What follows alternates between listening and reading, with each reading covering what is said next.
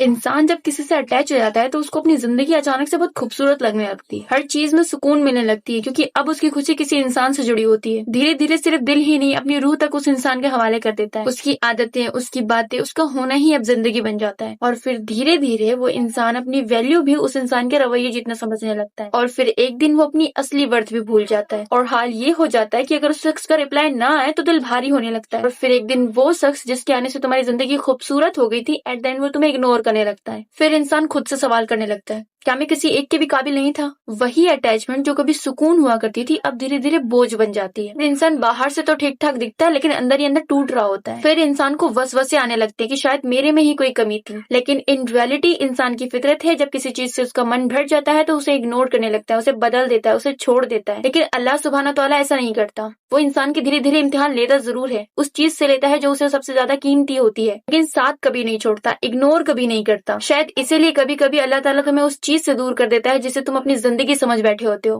کہ لوگوں کی فطرت ہوتی ہے اگر انہیں تم سے کوئی بہتر مل جائے گا تو وہ تمہیں کسی بھی وقت چھوڑ کے جا سکتا ہے، مگر اللہ کبھی تمہارا ساتھ نہیں چھوڑتا۔ چاہے تم کتنی بھی نافرمانی کر لو، کتنی بھی گناہ لے کر اللہ کے پاس چلے جاؤ، اللہ تعالیٰ تمہیں کبھی رسوا نہیں کرے گا۔